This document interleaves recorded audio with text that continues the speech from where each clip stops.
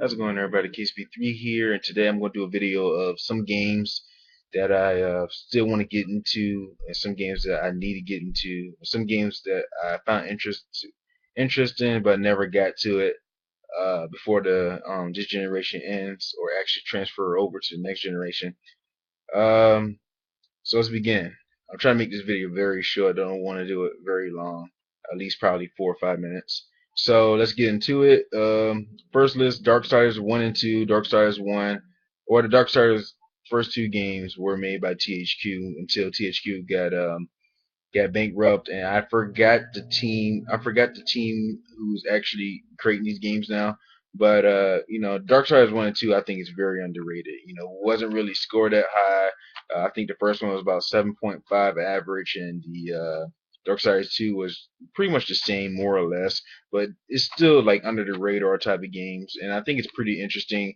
You play as a four horseman. You played as War in the first one and Death in the second one. The other two, there's going to be a third one coming out by the team who actually making the game, and they're going to combine the last two Four Horsemen in there together. It was rumored, but it's very good. The gameplay in there is a mix of God of War element gameplay with Legend of Zelda. Two good franchises where they actually use some ideas, but they actually put some of their own ideas in there as well with the RPG type of elements. But I think the game is amazing and it should be actually be recognized. Next game on the list is Little Big Planet 2. Play the first Little Big Planet game, the game exclusively for the PlayStation. Um, have off has spin-offs on the PS Vita as well, but this is a game you can create levels for other people to go into, and this all this creations, and it's amazing. And I think anybody can pick up this game and get into it. I don't think it's just for kids. I think it's mostly based for a family, but I think anybody can get into it. Uh, Next is Hitman Absolution, a game that came out last year. To be honest, I'm not really never played the Hitman games on the PS2. I did look at the reviews and see some of the gameplay of that in Absolution.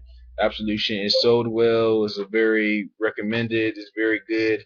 It's a game that presentation wise is very interesting. There's a lot of replay value after you beat the game. It's everything you can ask for. You can do. You got leadership boards to compete with your friends. It's very amazing, and eventually they're gonna make another Hitman game. So that's a game I actually need to get into. Metal Gear Rising. I'm a big Metal Gear fan. Don't get Metal Gear Rising. To be honestly, I don't know. I don't know. I just never bought it. I got to get into it. You play as Raiden instead of Snake. He's showed different gameplay than Snake. Snake is pretty much sneaking around and type of that type of silent soldier, while Raiden's a um, hack and slash type of action. Is pretty interesting. And I hope, hopefully, I think there's going to be a sequel to this game. I hope there is. Just the game is, Metal Gear Rising is a breath of fresh air. Next is Borderlands 1 and 2. I played the first one before when I had a P when it was on the PS Store. It was free for PS Plus members. I don't have a Plus no more, so I don't have the game. It was kind of surprising because when it came out for free for the for PlayStation Plus, I had 5 days remaining, and out of those 5 days, I only can play it for 2 days because the rest of those days I was actually working and actually in school, so I wasn't really at home to be able to play the game. But I got a great sense of it now. That's the game I really want to get into. Fallout New Vegas. My friend got me into Fallout 3 went since I think 2010 when I was actually a junior in high school. When I got Fallout 3, it was pretty much around December 20th, 5 days before Christmas. I remember playing the game for 1 hour. Actually, got very deep into it. Stood up all night playing it. I ain't had no job at that time, and it was interesting. And surprisingly, I don't know why I didn't get New Vegas. Yeah, one reason was I heard it had a lot of bugs when it first came out. Now there's the patches, so I think it's safe to go out there and get the game. The game is about $15 now. That's a game I need to get. I do enjoy Fallout 3 and Skyrim, so it's a no-brainer for me to get it. The Lego games, some Lego games that came out, Lego Batman, Lego Harry Potter, Lego Lord of the Rings. Now they're gonna be having a Lego Marvel superheroes game. I think it's very interesting. Don't think it's childish. I think anybody can get in this game if you like, if you're fans of Lord of the Rings and you just want to have a good time.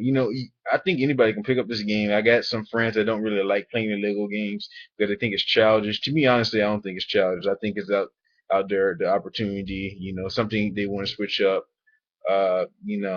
These games, these little games, they're getting very popular, and eventually, sometimes they're kind of repetitive, but they keep adding new things in there. Same like Lego Batman, they switch a whole bunch of things in there from Lego Harry Potter. So I like the Lego games, and some Lego games I didn't get into. So eventually, I will get in those. The Deadpool game is a game that's not supposed to be taken seriously, right? I mean, the game price right now is $50.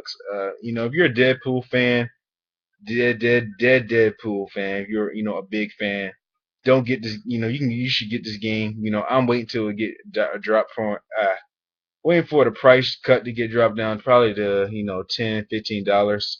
Um, Ni no Kuni, which is a Japanese game that came out not recently in February. It's a very interesting game. You know, this is a game I got to pick up. It looks like an anime type of presentation. And lastly, Assassin's Creed 3. I got Assassin's Creed 3 on the day of launch. The reason why I haven't beat it yet, it was around the same time I got Dishonored, and after I beat Dishonored, I was going back to Assassin's Creed 3, but my PS3 broke down to old age. I had a 40 gig, very old 40 gig PS3 back on 2008, one of the older versions, and it just died out on me, and I just got one. Just got a PS3 like 3 months ago, and it won't, it died out on me. It won't even actually function, so I couldn't transfer the data over. So I had to start all over in Assassin's Creed 3, and right now I may do it one day. I just don't want to go through that pain again because I was getting. I just don't want to go through the pain again. Eventually, I will play it again and try to go back into it, beat it. But as of right now, no, I got too many things to do. One day I might give it to Assassin's Creed 3, but as of right now, no. Pretty much that's pretty much that's all I have to say. Some games out there that I really want to get back into. Some games I really want to try. Hitman Absolution, one of the big ones, and the same thing as Borderlands and Fallout New Vegas. Like, comment, subscribe. Let me guys know what games you trying to get by the end of this generation, or games that you played but didn't finish. There's a lot of games out there. I know there's games out there that we can't get all the time. We can't get every game out there that's available, but there's sometimes those games that we really want to get back into or really want to get because it interests us, but we didn't get it because a whole bunch of numerous reasons. So that's pretty much it. Thanks for watching. K3, as always, everybody. Have a wonderful day.